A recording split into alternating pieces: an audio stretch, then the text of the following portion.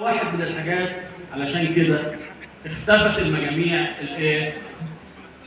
ال 100%. على فكره في علم، طبعا في علم القياس لو انا بعاير الميه دي بأداة قياس والميه طفحت أداة القياس، يعني ايه طفحت؟ يعني جابت 100%. طب اللي فوق ال 100 كام؟ ما اعرفوش.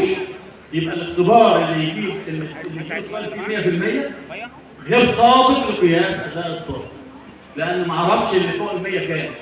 لكن لما يوصل ل 90 99 95 لسه ما وصلش للايه؟ لسه. فانا ولسه النهارده كنا بنعتمد نتيجه الثانويه العامه التي ازعم انها نتيجه فاليد صادقه. طالب طالع من الامتحان يقول انا هجيب 9 يلاقيها 9، طالع يقول انا هجيب 8 يلاقيها 8 8 ونص 7، يعني في الرينج اللي هو الايه المختصر. نسبة ال 95% فما فوق النهارده 3/10%.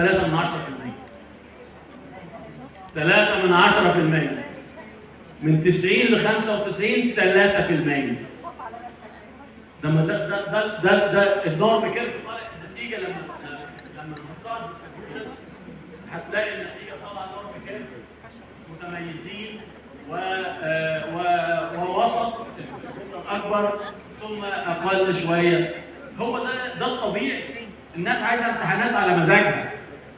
وانا لما اضع امتحان كل الناس تجيب فيه الدرجه النهائيه، ما فائده هذا الامتحان؟ ما فائده؟ فين التمييز؟ فين التمييز بين الطلاب؟ ولذلك ده الصوره الذهنيه ان المفروض المجتمع يبقى متفهم ده، وان شاء الله يعني انا شاعر بدانا فيه وبدا يبقى فيه قبول اكثر في هذا الايه؟ في هذا الكلام. احنا اقول لكم على حاجه، انتوا عارفين احنا عندنا كم طالب في مصر؟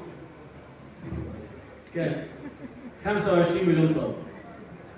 كم مغترب؟ اللي قاعد قدامكم ده مسؤول عن 25 مليون طالب. ربنا يعينك. ده غير المدرسين. غير المدرسين صح؟ و2 مليون معلم واداري. ده لسه على فكره. لا هو حاسبهم خارج وداخل. كله حتى المعارض. ثواني بقى. وزاره التربيه والتعليم تؤثر في المزاج العام للشعب المصري. طبعا طبعا طبعا. فاذا ما كانش الوزير اللي مسؤول عارف ده يبقى في اشكاليه كبيره.